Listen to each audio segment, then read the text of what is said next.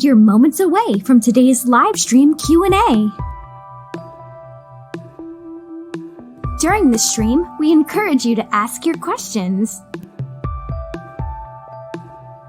From now until the end of today's stream, you will have the option to purchase personalized autographs and one-on-one chats with your favorite celebrities at Galaxycon.com.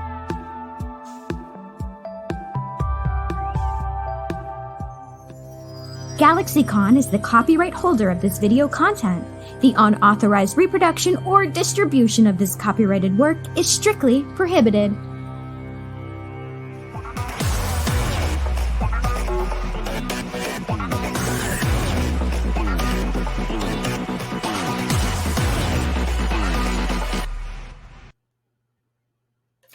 Welcome, friends and fans, to another episode of Galaxycon Live, where we are bringing the convention experience directly to you. And today's show will be bigger on the inside than it appears on the outside, with 4 extremely talented cast members from Doctor Who, and now is the time for all of you in our chat room to begin typing in your questions for them. Immediately after this session, you will have the opportunity to talk to some of them directly through our private chat options, as well as shop our selection of personalized autographs, all of which are available now at Galaxycon.com. So without further ado, let's reverse the polarity of the neutron flow and bring them in. Our first guest is an actress whose body of work includes ER, Arrow, and A Discovery of Witches. Today, she joins us to talk about her role as the enigmatically and eternally charming River Song. Please welcome the always amazing Alex Kingston. Hello, everybody. Hello. How have you been? I've been good. Yes, good. Actually, during this second lockdown, I've been filming season 3 of A Discovery of Witches, so it's felt less of a lockdown for me than it was the first time round. That's for sure. Absolutely, absolutely. Well, certainly glad you're able to work in some capacity, and hope the new year is treating you well. Mm-hmm. So far, so good. I haven't got the virus, so let's keep it that way. Yeah, indeed. Alex, always a pleasure to have you. Our next guest is an actor and musician whose work includes World on Fire, Broadchurch, and Legends of Tomorrow. Today, he joins us to discuss his role as the lone centurion himself, Rory Arthur Williams. Please welcome back the always awesome Arthur Darvill. Hello. Hey. Hi, Arthur. Hi. So lovely to see you, Alex. And you, Patty. How you doing? I am good, boss. How you been holding up? Yeah, I just had some toast with some Marmite on it, which was just really a good moment in my day. Now I'm here. You know, it's good. Well, I can't promise we'll be as exciting as toast and Marmite, but I promise nothing can be. Oh, I'll take your word for it. Marmite never took over on this side of the pond, but we do like marmalade though, so I'll leave it at that. So always good to have you, boss. Nice to be here. Always. Our next guest is an actress whose roles include Victoria, Dancing on the Edge, and has recently been doing an amazing job on The Serpent. Today, she joins us to discuss her roles as the Impossible Girl herself, Clara Oswald, and occasionally Bonnie the Zygon. Please welcome back the always awesome Jenna Coleman. Hi. Hey. Hi, Jenna. Hello. Oh, you made me want some Marmite. Yeah, tell me about it. It's a daily occurrence at the moment. Yeah. Yum. Good shout. Never Lockdown deny snacks. yourself. Never deny yourself. Marmite in a baked potato is really Oh, good. hello. Oh, wow. Okay. All right. Wow. I'll Getting serious. I'll try it that way. So, Jenna, how you been doing? Yeah, I'm good. Thank you. Everyone slightly freezes every now and then, so I'm hoping this is gonna keep up today. And you're slightly on fast forward, or you're talking really, really, really fast. One or the other. Yeah, that's right. We're just messing with you. And Jenna, again, really great job on The Serpent. I was able to catch it at the beginning of the year when it dropped, and great, fantastic. Oh, amazing. Thank you very much. You are very welcome. And finally, our final guest is an actor whose body of work includes The Crown and several upcoming projects, including Edgar Wright's Last Night in Soho, and of course, the Game of Thrones prequel House of the Dragon. To many, though, he is the 11th Doctor, and to some, he is the Doctor. Please welcome back Matt Smith. Yay! Hello.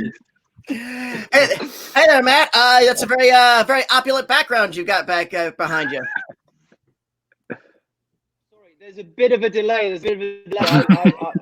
I completely missed that. I was remarking what? on. I was where you have a very opulent background behind you.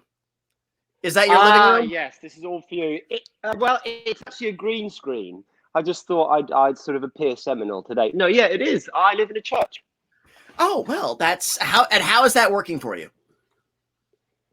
Well, it's very nice. You know, the light sort of pours in the morning. I've got stained glass windows. It's like 500 years old. It's absolutely freezing, but it's nice. Yeah, it's good. Do you swear? Do you dare to swear? I swear all the fucking... No, I don't. I have to cross myself when I do. Actually, fair. Well, Matt, I feel like someone's watching me all the time as well. Matt, welcome back. Always a pleasure to have you. And as I have always, no idea what you're saying. I'll tell you what, Matt, if you're doing a delay,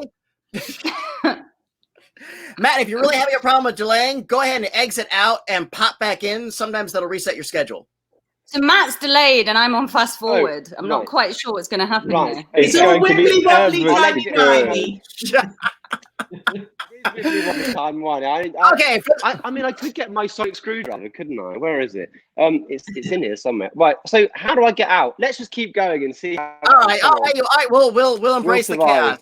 All right, we'll do it. Well, once again, ladies and gentlemen, thank you for joining us today. As always, we do look forward to the day when we can get you back on our Galaxycon stages and get all of you back in front of your fans. In the meantime, we are thrilled to have you here once again on the Galaxycon virtual stage.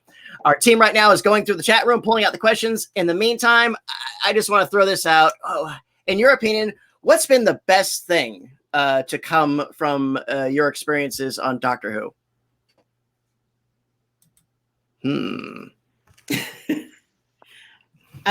Well, okay, I'll go first. For me, I'd say it's the gift that keeps on giving.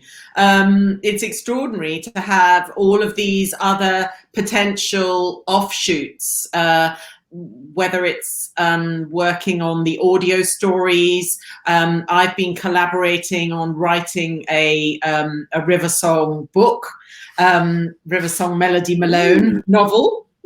Oh, wow. Yes. Exciting. Yes, I know. Wow. I hope I'm in it. Actually, you know. What about me, baby? She's got to come and see the doctor at some point, has she? Yeah. Actually, but Arthur's in it. Point. Arthur. But which Rory one? Rory and Amy are in it. Well, sod you then. Okay, right. Very good. So that I think from my point of view, because I only thought I was going to be in one episode of the show. So that's been the extraordinary journey for me. Over to somebody else. Oh, that's fair. It feels like being in a family, like in the strange, like more than any other job. It's like we all get to like still hang out and see each other, and there's like, I don't know, like most jobs you do, most of you do, you kind of do your thing, you become really close, and then you never see anyone ever again. And this is like, it's just the opposite of that. It's just lovely. It's really lovely people that you get to hang out with for, you know, dotted through the year every year. So it's I love that. And then when you get to work with people you work with on Doctor Who again, it's like you've got something in common that's kind of a big thing in everyone's lives. So I love that aspect of it. I didn't expect that at all. Fair. The gig that keeps gigging. Yeah. I ditto that. I'd say as well, it's the bonkers stuff that you got to do on set every day. Like there's not another job like it where, you know, the sense of adventure and the storytelling and the kind of the stunts, and then you're on another planet, and then you're in the Victorian era, and I think you don't realize until afterwards those opportunities of turning up on set and getting to do the most fun, bonkers, kind of whimsical storytelling of saving the world every week with your best mates just doesn't really happen again. Yeah. Mm-hmm. Absolutely fair. Matt, how about you?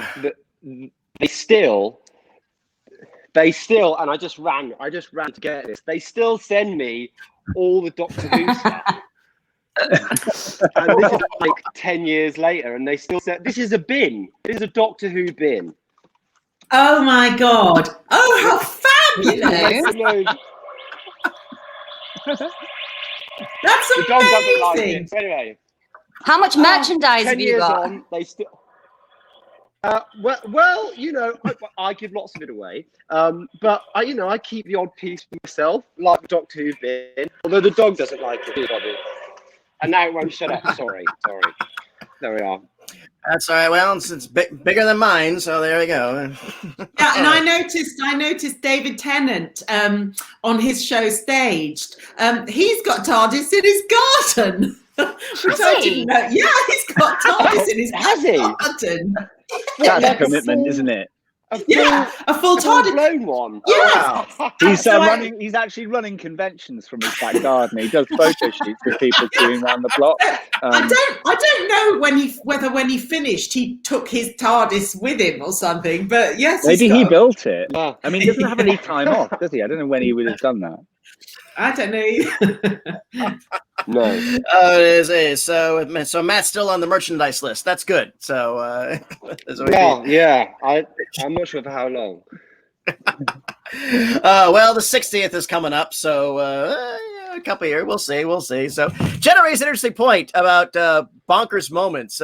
Does anybody have a particular moment you can recall that you look back on and say, yeah, that was bonkers? Right, sitting on a mechanical dinosaur behind you, Matt, just like rolling through that studio, just going, what are we doing with our lives? and then we kissed Arthur, didn't we? Yeah, and then that beautiful moment in both of our lives. Yeah. And then we kissed. Yeah. So I'm blushing.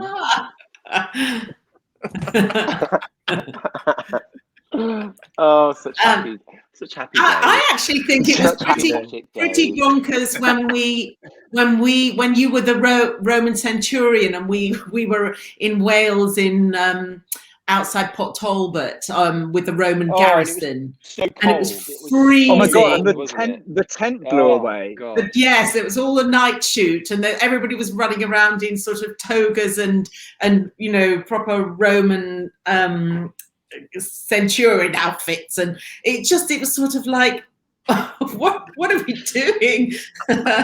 but that is, like Jenna said, that's part of it. You have to you're a child. You have to sort of be a child again, don't you, really, and just live and believe in all the strangeness. But it's wonderful. It's very easy. It was because we were all doing it for so long. It also became really easy to kind of turn up to work because you're at work as well, and you're learning lines and you're trying to do a good job. So you turn up and go, where am I? All right, okay, well there's a big alien over there, and there's loads of slime over here. Okay, right, okay, and it normalizes really quickly, and then occasionally it would hit you and just go, what am I doing?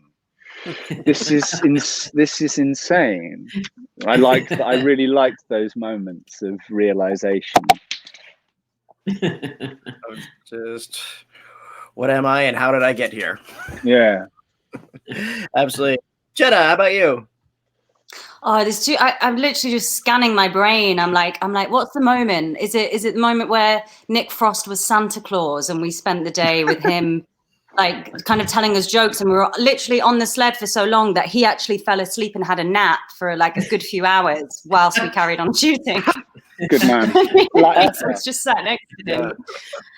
It's just there's too many. What are you a napper? I'm a panic napper. You're a panic napper. Are you? Yeah. If I'm in a crisis, I'll generally nap. He's totally feline. Little lunchtime can nap anywhere.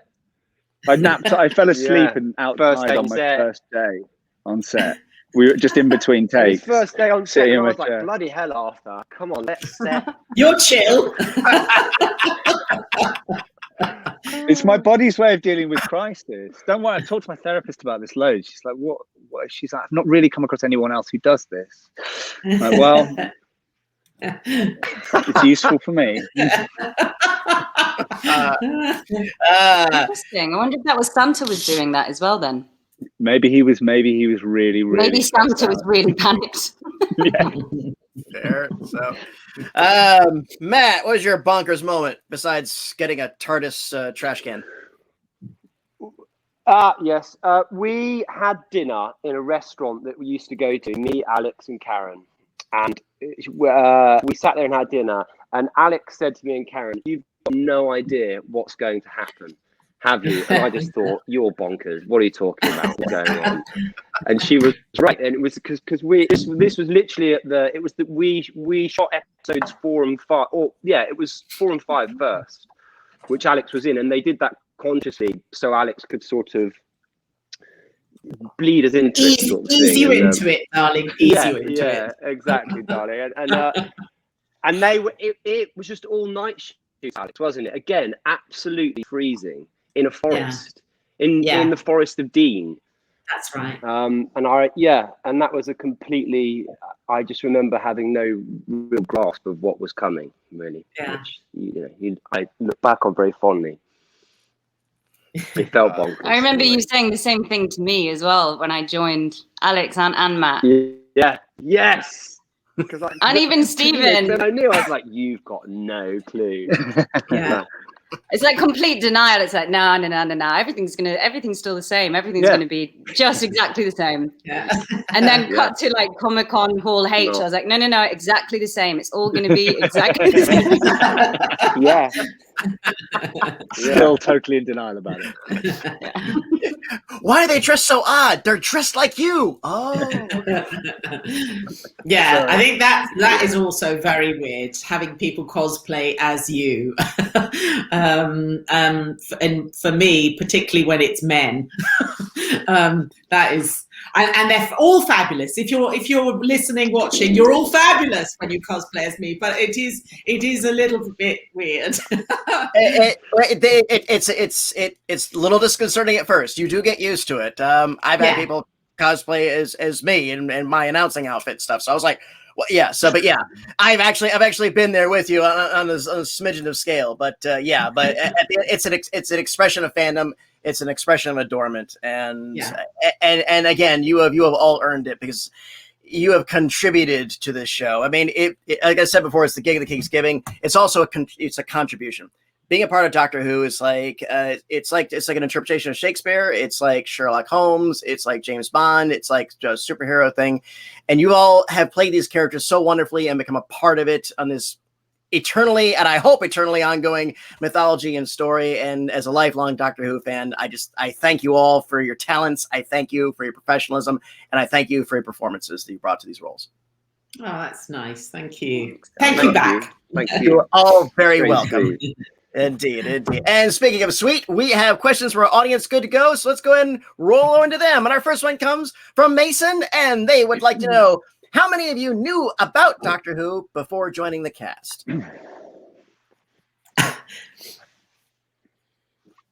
Well, you're born knowing.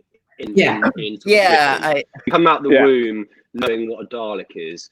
Essentially, it's ingrained in the cultural fabric of our every fibre, really. And so, but it's the Queen and Doctor Who. Yeah, and James Bond. Yeah. Yeah. You've never seen it? I'd never really watched it before I went for my first audition, no. I told them that in the audition, which was foolish, actually, looking back. And then I sort of got the part and went back and watched all the modern stuff and sort of dipped into a few of what are now my favourite Doctors of the sort of older guys. I'm old enough to remember the first Doctor Who. And because they shot that, it was almost like a movie, and I remember being in love with one of the Doctor's assistants, he was a man in a kilt called Jamie, and I had a crush on Jamie.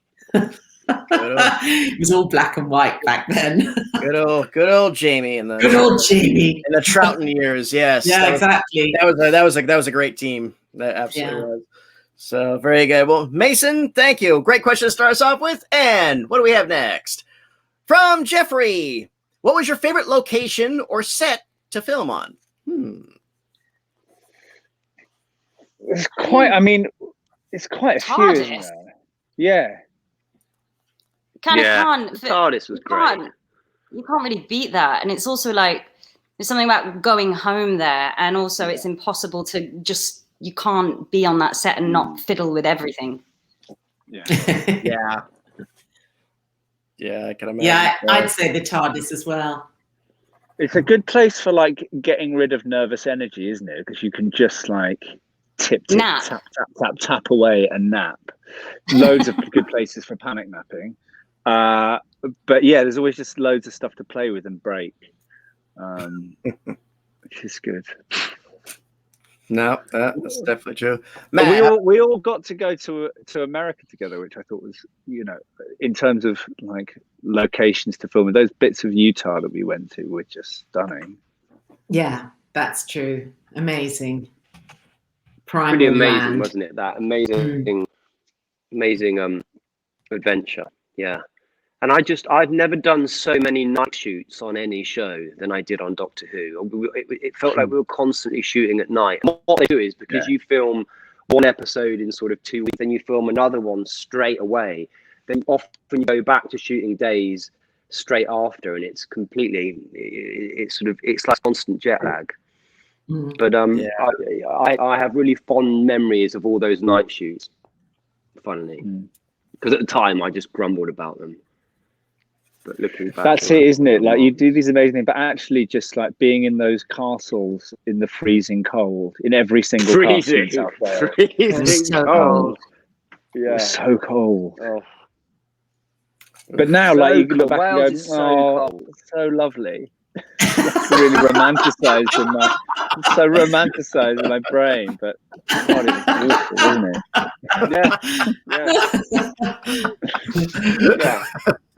Yeah. Fair enough. Jeffrey, thank you. Great question.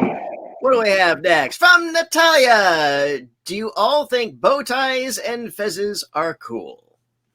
Yes. Thumbs up. Kingston's on the fence. Yeah, I know I like a bow tie. I'm not so sure about the fez, if I'm honest. It takes a certain. He's got a fez. He's going to get a fez. I don't know. There aren't that many people that can pull off a fez. I mean, look at that. Yeah, you can maybe, but I certainly couldn't pull off a fez. Oh wow! Look at that is cool. Well, this is from the Happy Days reunion we had a few weeks ago when Mr. C belonged to the Order of the Leopard. So. Oh my gosh! I suppose I could shove all my hair up inside the fez, and so underneath it would be like Marge Simpson, but you wouldn't see. Had a really long one. A really long one. Yeah. You should get that in your book. Yeah, I should. Alex, my next volume. Alex, you're giving the cosplayers ideas. Yeah, actually. You're giving him the next project. Bring it on. Natalia, thank you. Wonderful question. What's next? From Chantel. Do you have any pets? I know at least two of you do. Did you say you have a dog, Matt? Oh, where did you get your dog? Yeah. When? How long have you had it? Yes. I've had him like 4 or 5 weeks. He's eating the fez as we speak, actually. Oh, is he a new dog? Bobby. He's an actor. Oh. Yeah. Where's Matt, I'm Bobby? imagining this huge bookshelf with all of these books and like dogs Bobby. on. Yeah. Oh, he's a terrier. Go on, Bob. Hi, Bobby. Yeah, Bobby. he's an Irish terrier. None of the boxes. She's biting my face. Oh, well, you've got such a big chin. There's a lot to bite.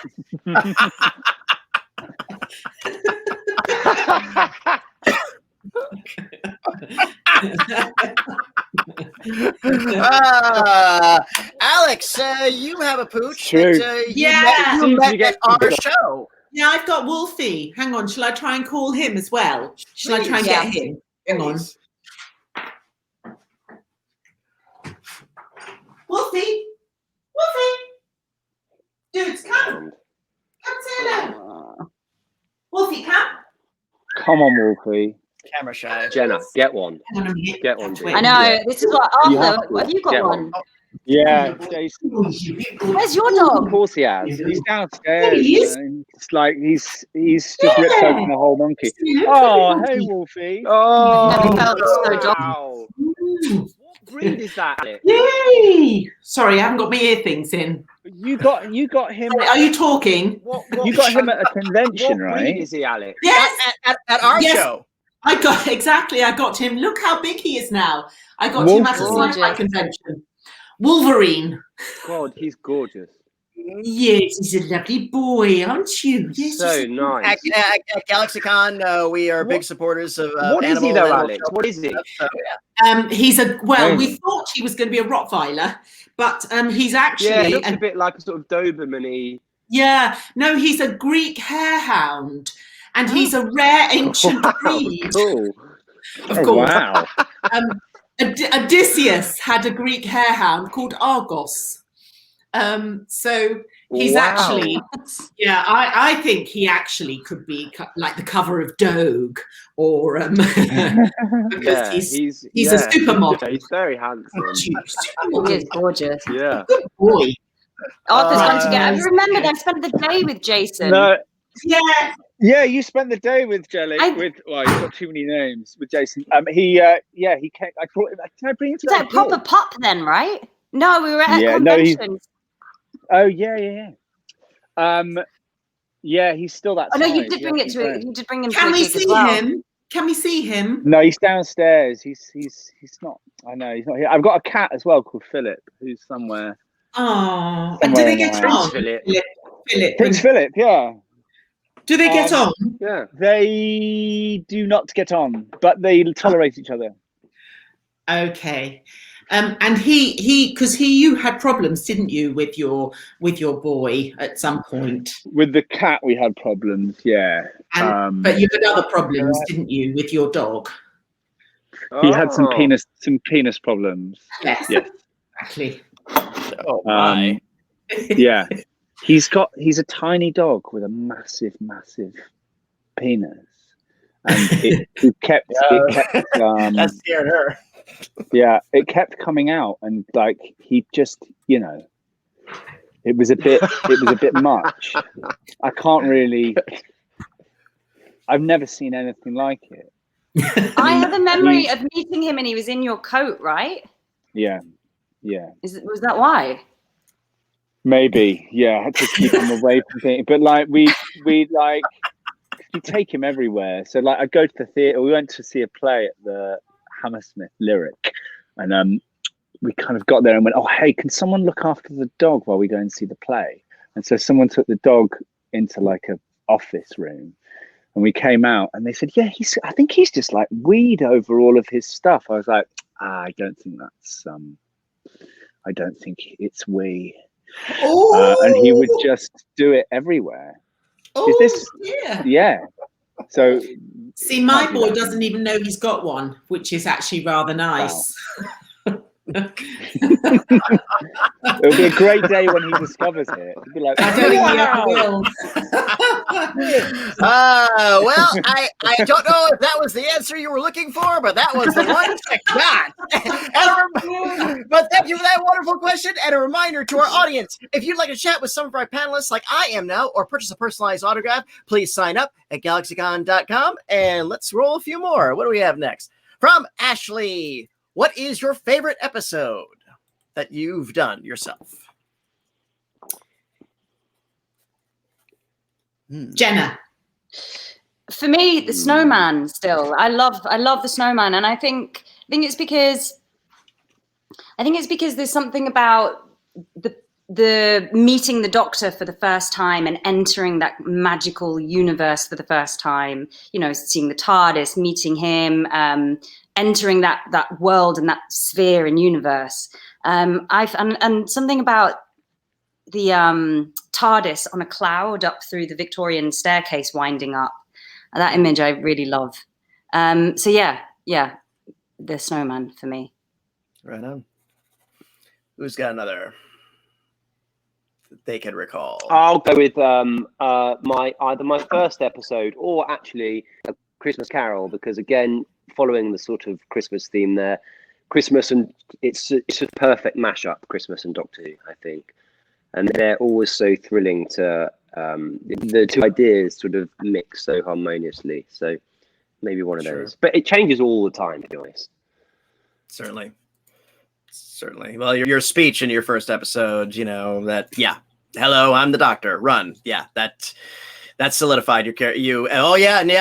We're in for it. This is going to be a good one, boys. That was the day, actually, that Arthur was asleep, because we were filming a lot of stuff up on that roof, and Arthur was like asleep in the corner. Some of us are acting our heart out, darling, and you know, it's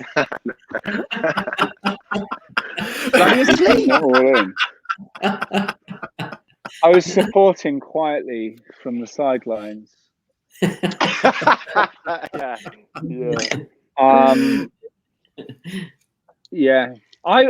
funny, isn't it? Like, I was thinking back, I found I tried to chuck out a load of stuff the other day.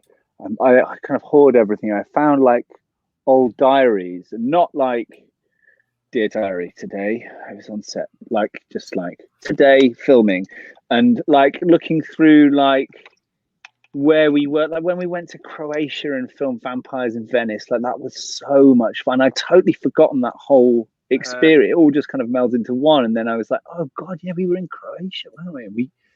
That was such a laugh. Just all the it's probably not my favorite one that we've done, but it was a memory that came up the other day, and like doing like sword fighting, and we had like scenes with all these bloody chickens kept like I kind of had to do a fight scene around all these chickens, and like there was real concern for the chickens, but also like, you know, I had to go down a zip wire which was cut eventually, and there was like, we were like trying not to land on the chickens. Oh, happy days. Zipline. I wish I'd kept a diary. Did anybody else keep diaries?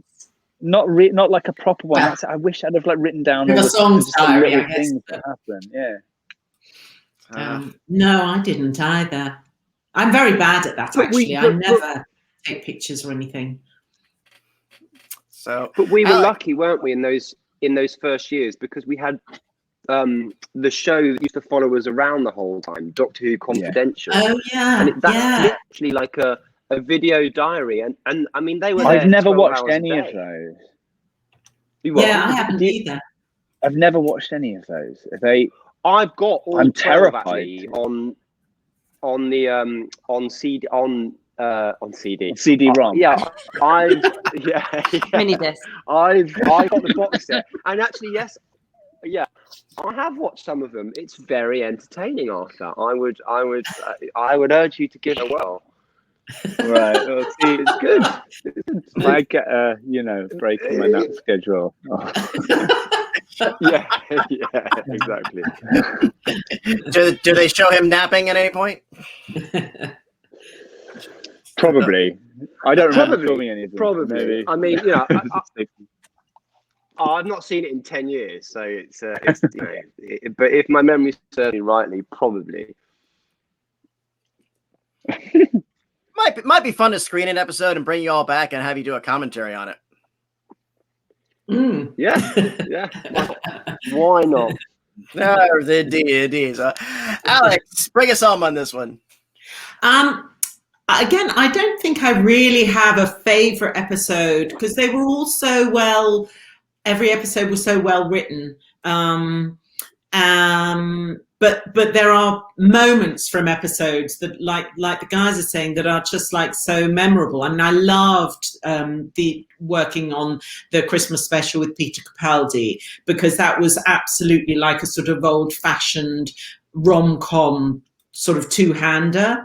But also I have really, really fond memories, obviously, from the very, very first episode I did with David Tennant, The Silence in the Library. And then everything in between. I mean, the episode with the Weeping Angels, where we went down in that coal mine. That was sort of extraordinary. And that was the same episode where we were in this incredible, the Forest of Dean, that was so, the green, I remember the moss of that, in that forest was so vibrant. And so there are just sort of lots of, I'd just say, moments rather than one absolute favorite, in a sense. Absolutely fair. And Ashley, thank you. Wonderful question. What we have next from Jeffrey.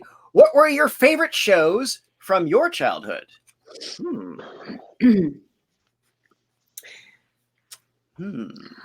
I think I was Saved by the Bell. The Simpsons, the Raccoons. Oh, Saved by the Bell was good. Saved by the Bell's great. Yeah. Doctor Who. I was Doctor Who. The Partridge Family. See, these guys don't know what that is, but I loved the Partridge Family. Come on, get happy. Yeah. I was obsessed with Some Mothers Do Have 'Em. Oh, I did love that. Me too. Oh God, so funny. Yeah. That and The Young Ones. Yeah. I watched like loads of really inappropriate stuff when I was really young. I loved Happy Days, actually. I loved Happy Days. So very good. Good. And cartoon with like the golden age of cartoon. I still love Scooby-Doo.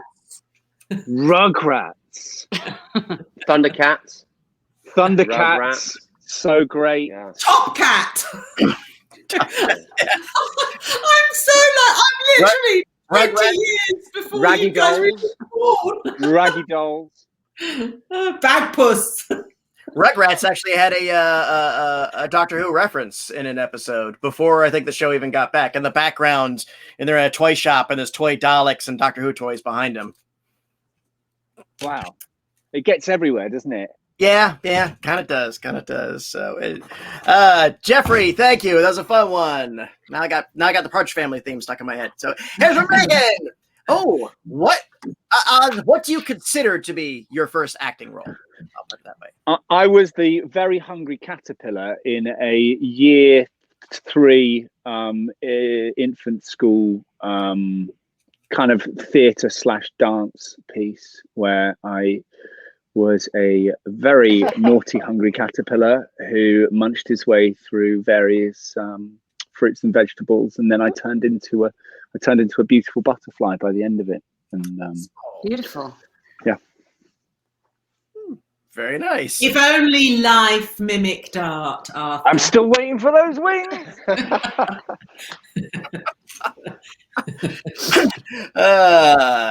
Jenna, how about you? I was Italian bridesmaid number 2. In a theatre adaptation of Summer Holiday. Oh wow. And to get the part, I had to sing Happy Birthday to myself. It was very demanding. Very nice. There's something really sad about that. Making a child sing Happy Birthday to me. Which I agree with. Is it now triggering at everyone's birthday parties? Do you get taken back there? Yeah, every time I hear Happy Birthday, it's really I only No, know the lyrics unless it's to me. That's the problem. But did you at least get to sing "We're All Going on a Summer Holiday" in the musical? Do you know what? I don't even remember. I don't even remember if I was in that bit. I think I just had to sing something like "Tra la la la la," that and then go home. And I remember I had to do this thing where I had to play a game at the Italian wedding. I had to do, like when you do those claps, the hand clapping thing. That was about as far as it went. I didn't get wings or turn into a beautiful, like butterfly. Look, we can't all be as lucky as me. Alex, what was your first gig? My first gig, I was the Angel Gabriel in the school nativity play. And my mum was very artistic. And so she made me sort of spectacular big silver wings. And all the other mums sort of just had like they'd make blobs that the kids had stuck on their backs. So I felt very, very sort of smug with my big silver wings. But then I found out that Angel Gabriel was male, not female. I thought I was a big, big girly angel. And then I found out that I was actually a man, and that really, really pissed me off. Thank you, sweetheart. Yeah. Hi, been gone ages. So yeah, that was she's just brought me some soup. How lovely. Oh. So that was my first gig. Very nice. Matt, bring us home. Reindeer number 6, again in the school nativity. And I know that because a friend of mine sent me the cast list the other day and was like, look, I was 3. It was Bondi actually sent it to me. Oh, goes, really? Look, I was number 3 and you were number 6. And so therefore, he's higher billing, isn't he, I suppose. And we just used it as a race, me and Bondi. We were just running round trying to lap all of the other reindeers, and that was about as good as it got. There was little acting required, frankly. We just ran around, got red. There you go. Seminal. Megan, you've learned the deeper lore. So is that what you? I think we have time for one more question. So let's see if we can roll out a really fun one. And from Louisa, how does it feel being part of such a huge legacy? What is the hardest part about that feeling? I'm proud to be part of this legacy, actually. So proud.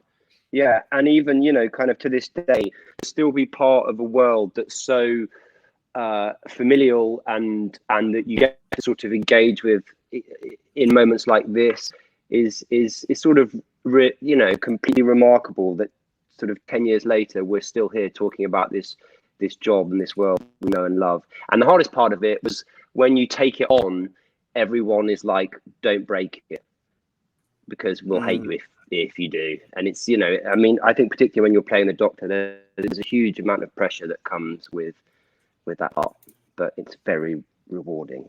So my dog's biting me. You carried it. None of you broke it. If anything, you all cared for it and you polished it lovingly.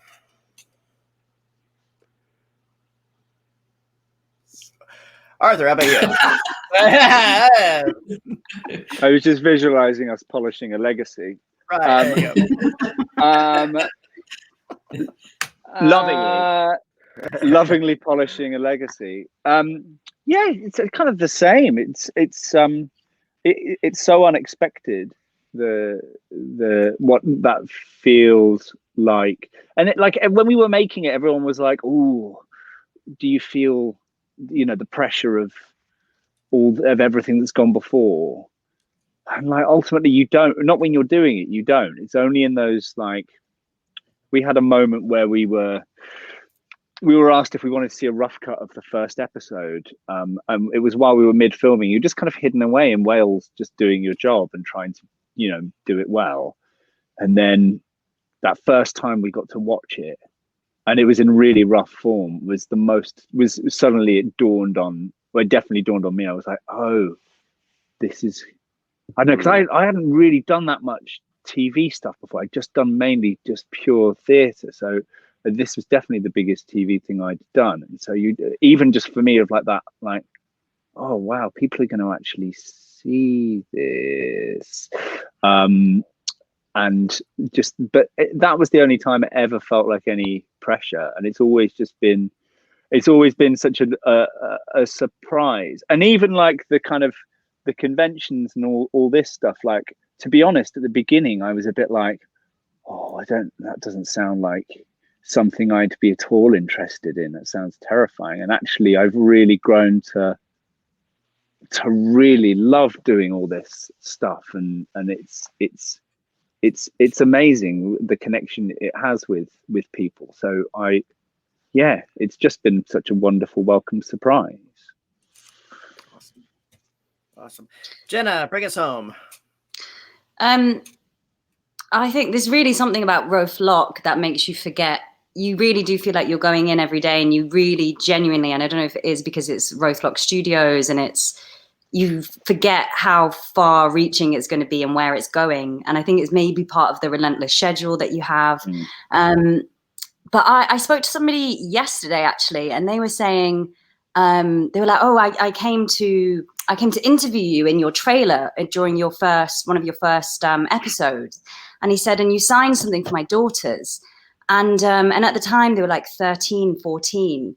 But they just wanted to send your love because they've kind of grown up with you and you were their companion, and they're like 18, 19 now or whatever. And I just thought, God, you forget for this little pocket of time, especially children at that certain age who grow up, and it's like the way they'd look at like Matt or Peter and see their doctor, and such this crucial part of growing up, and obviously other people. But yeah, for a little moment in time, you're someone's doctor or you're someone's companion, and I think that's pretty special. And I think the hardest part is once you've stepped away from it and you've had time, you realize like what a magical, amazing like moment it was, and that you're never going to get.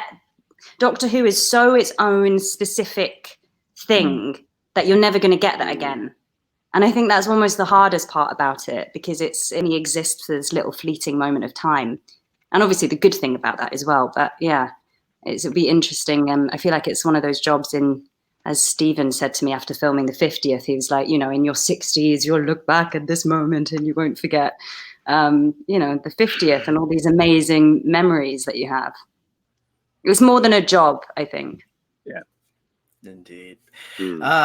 Louisa, thank you very much. That was a wonderful question. And Galaxycon viewers, this has been my time with the cast of Doctor Who, but it absolutely does not have to be yours. If you'd like to chat with some of our guests or purchase a personalized autograph, please head over to Galaxycon.com. And while you're there, please check out our schedule of upcoming events like this one. Ladies and gentlemen, any final words for our audience before we go backstage?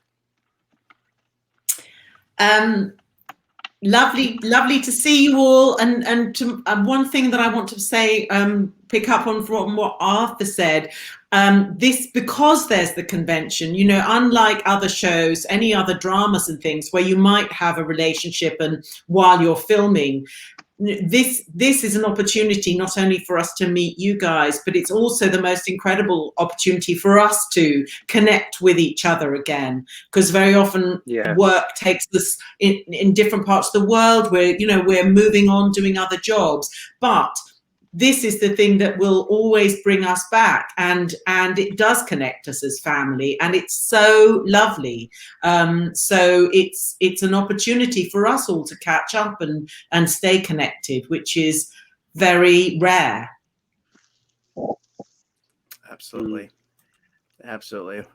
Well, once again, it has been my absolute pleasure to serve you all today. Thank you once again for joining us back here at the Galaxycon virtual stage. Thank you to our audience for joining us here today, and thank you for all your wonderful questions. Hope to see you all again later today. We will have cast reunion of the Sandlot, Star Trek Voyager Adventures Assemble. Until then, bye-bye, take care, and please keep watching the video. Say bye, Bobby. Bye. Say